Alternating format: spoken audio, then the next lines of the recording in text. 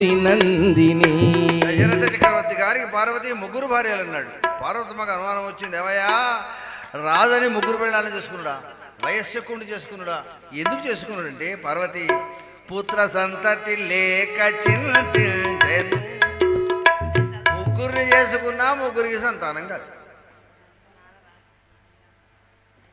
పార్వతమ్మ అడిగింది, శంకర ఈ ముగ్గురిని చేసుకుంటే సంతానం కాకపోవడానికి అసలు మందులు లేవా, మాకులు లేవా, మరి హాస్పిటల్ లేవా, మరి పోని మంత్రగాళ్ళు లేరా, తాయిత్తులు లేరా? ఆడవాళ్ళకు సంతానం కాకపోతే బ్లడ్ టెస్టు, యూరిన్ టెస్టు అన్ని టెస్ట్ చేసి సంతానం అయ్యే ట్యాబ్లెట్లు ఉన్నాయి, ఇంజక్షన్లు ఉన్నాయి, ఎన్నో రకాలు ఉన్నాయి.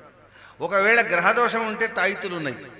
మరి కౌసల్యమ్మకు, సుమిత్రమ్మకు, కైకమ్మకి ఏమన్నా చేయించి ఉపచారాలని అడిగింది. ఎందుకు కాలేదు? పార్వతి భారతదేశంలో ఉండే హాస్పిటల్ అని దింపాడు.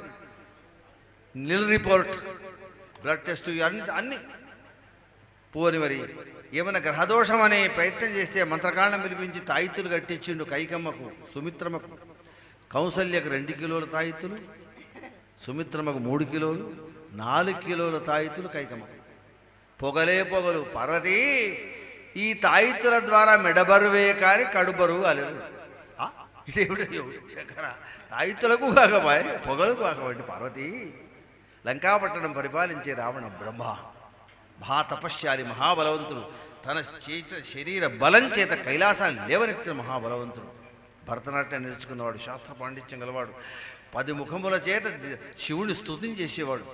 ఇటువంటి బలశాలి లంకాపట్టణం పరిపాలిస్తున్న సమయంలో అతని జ్ఞాపకం వచ్చింది. ఒక పని తపస్సు చేస్తున్నప్పుడు బ్రహ్మదేవుడు ప్రత్యక్షమైండు. రావణ ఏం కావాలి? చావకుండా వరయ్యాడు. బ్రహ్మదేవుడు అన్నాడు, కుదరదు అన్నాడు. నాకే చావు ఉన్నది, నీకు లేకుండా ఎట్లన్నా కోరుకోమనగానే రావణ బ్రహ్మ ఆలోచించి నరవానరులు తప్ప ఇతరుల చేత చావు లేకుండా వరం కోరుకోరు. తదాస్తు అన్నాడు. కుంభకర్ణుడి దగ్గరకు వచ్చిండు. కుంభకర్ణుడు ఏం కావాలి? నిద్ర అన్నాడు. కుంభకర్ణ 6 మాసాల తిండి, 6 మాసాల నిద్ర. ఈ నిద్ర మధ్యలో ఎవడైనా లేపినా నీ ప్రాణం పోతుంది పరమిచ్చు.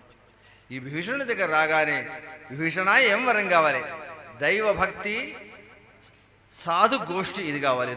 ఆహా, ఇటువంటి వాడు లోకోడికి ఉపకారం. నీకు చిరంజీవాని చిరాయుర్భవాన్ని, నేనున్నంతకాలం బ్రతుకున్నాను. కోరుకోకుండా చిరాయుర్భవనే పొందిండు విభీషణుడు. నిద్ర కోరుకుని, తిండి కోరుకున్నాడు కుంభకర్ణుడు. ఒక మానవుని చేత నా చావు కావాలి అని కోరుకున్నాడు రావణ బ్రహ్మ. ఇవాళ జ్ఞాపకం వచ్చింది అతనికి, నన్ను చంపే మానవుడు పుట్టినాడా పుట్టనున్నాడా తెలుసుకుందామని బ్రహ్మలోక